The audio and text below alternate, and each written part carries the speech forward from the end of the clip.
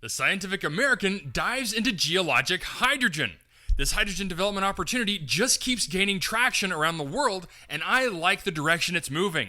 I'll go over the article and give my thoughts on today's Hydrogen Podcast. So the big questions in the energy industry today are: how is hydrogen the primary driving force behind the evolution of energy? Where is capital being deployed for hydrogen projects globally? And where are the best investment opportunities for early adopters who recognize the importance of hydrogen? I will address the critical issues and give you the information you need to deploy capital. Those are the questions that will unlock the potential of hydrogen, and this podcast will give you the answers. My name is Paul Rodden, and welcome to the Hydrogen Podcast. In an article on May 8th, Marta Zaraska writes, hydrogen fever erupts after discoveries of large deposits of the clean gas. Marta writes, Laurent Truchet, a geochemist at Grenoble Alpes University in France, has been searching for naturally occurring hydrogen for nearly a decade. This year, in a chromite mine in Albania, he and his colleagues struck gold, or rather, another element on the periodic table. Nearly a kilometer below the surface, they discovered a hydrogen seep so strong it turned into a murky drainage pond into something resembling a jacuzzi. Truchet had never seen hydrogen bubbles that big, saying it was really intense. Natural hydrogen is hydrogen gas in its molecular form, H2, that is generated through natural processes. Formed deep within the earth, it may get trapped on its way to the surface, creating accumulations of the gas.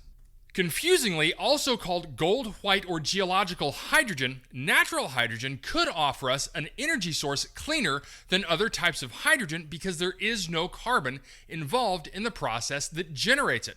A recent study estimated the greenhouse gas intensity of natural hydrogen to be 0.4 kilogram of CO2 equivalent per kilogram, far less than the 22 to 26 kilogram to kilogram equivalent of black hydrogen produced from coal, or the 10 to 14 kilograms of CO2 for blue hydrogen being produced from natural gas.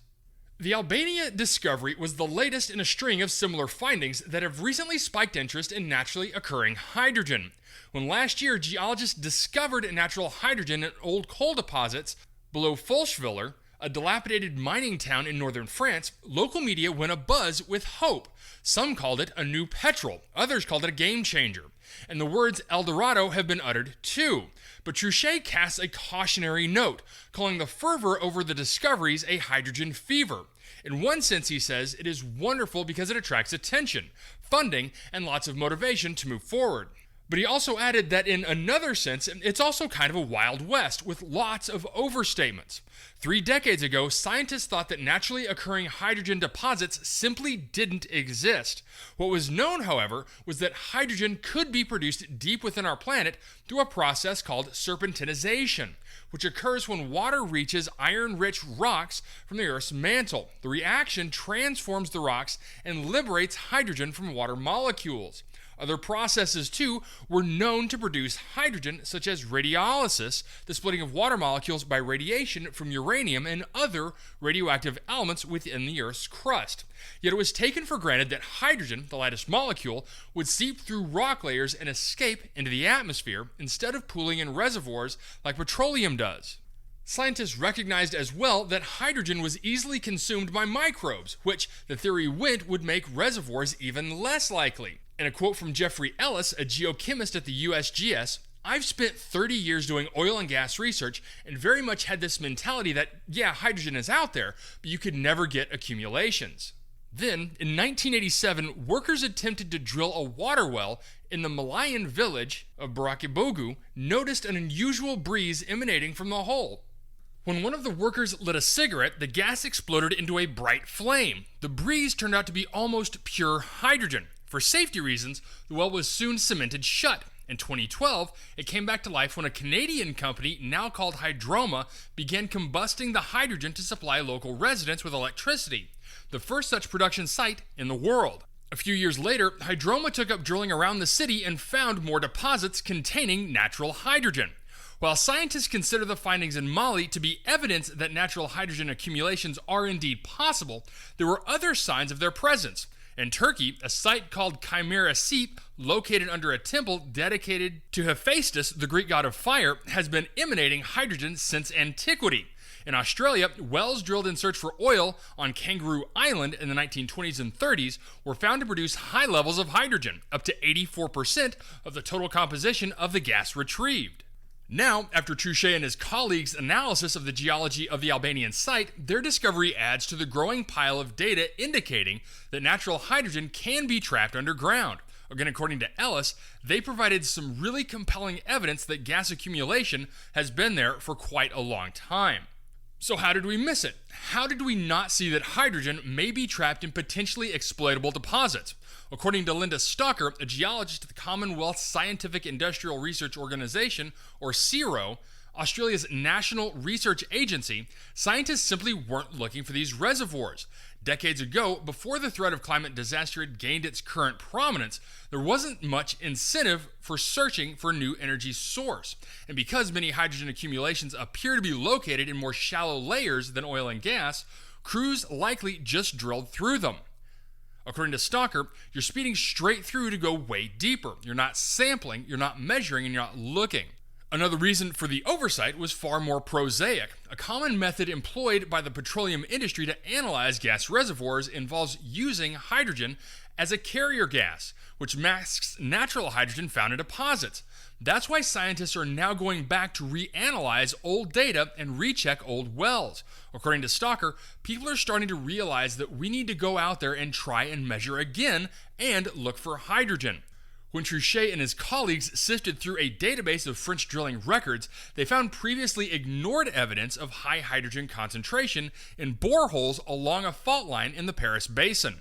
Meanwhile, in the York Peninsula in Australia last October, the energy company Gold Hydrogen drilled a new well parallel to one that was discovered to contain hydrogen back in the 30s, and the gas was still there. Revisiting old sites is not the only way to identify potential reservoirs of natural hydrogen. Isabelle Moretti, a geologist at the University of Pau in France, travels the world in search of fairy circles, elliptical depressions with sparse plant cover enclosed by lush vegetation. Such depressions can now be spotted with the help of Google Earth. From the US to Namibia, Russia, and Australia, fairy circles have been associated with hydrogen seeping to the surface and fusing the soil. The bizarre appearance of a fairy circle, Moretti says, is likely caused by the way hydrogen migrates upward and changes the soil microbiome, which then affects vegetation. According to Moretti, the circle is compatible with one leakage point at a certain depth, then the gas is going up to the surface. While fairy circles may be signs of the presence of geological hydrogen, they don't guarantee the existence of underground reservoirs. Again, according to Moretti, if there is no seal or an impermeable rock, it will all escape into nature. This is why scientists are working to identify which types of rocks can effectively trap natural hydrogen. In Mali, such a rock appears to be dolerite, a dark magmatic rock similar to basalt. Salt can also potentially act as a seal for escaping hydrogen, and so can volcanic sills, horizontal magma intrusions between rock layers.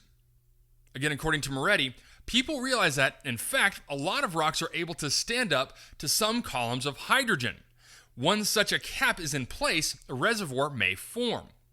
Using current knowledge on hydrogen production, trapping, and migration, Ellis and his colleagues at the USGS have built an unpublished model to estimate how much hydrogen might be actually stored underground. They came up with an estimate of somewhere between thousands and billions of megatons, with the most probable number hovering at, quote, about 5 million megatons, according to Ellis.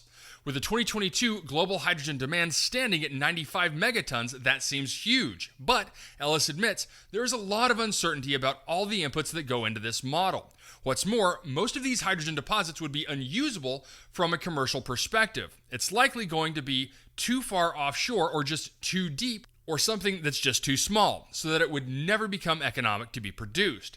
Yet, even with smaller numbers, hope is not squashed. In February, the U.S. Department of Energy announced selections for grants representing the nation's first ever major funding for advanced technologies for extracting natural hydrogen from deep rock formations. While natural hydrogen reservoirs may be different from those known to the oil and gas industry, Moretti says they should appear quite familiar to people working in the geothermal industry. Some of the tools for natural gas drilling would find their place in natural hydrogen fields, too. Australia's Gold Hydrogen has estimated that the quantity of hydrogen it might recover from sites in the York Peninsula and nearby Kangaroo Island to be about 1.3 megatons. In Spain, another company hopes to produce up to 70,000 metric tons per year beginning in 2029. And in the US, 2 companies have drilled in Nebraska and Arizona.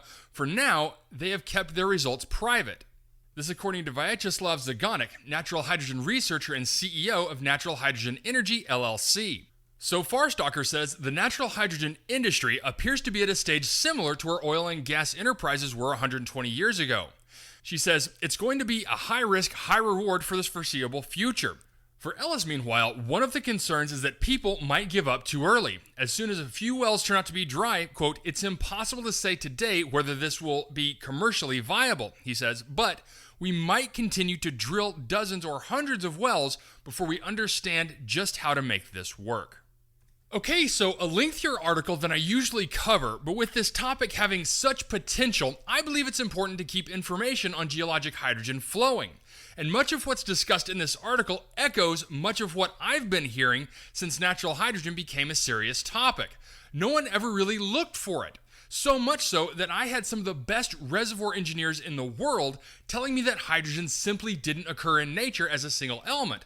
But after reviewing their well logs, as covered in this article, the hydrogen deposits were off the charts. They just never looked for it.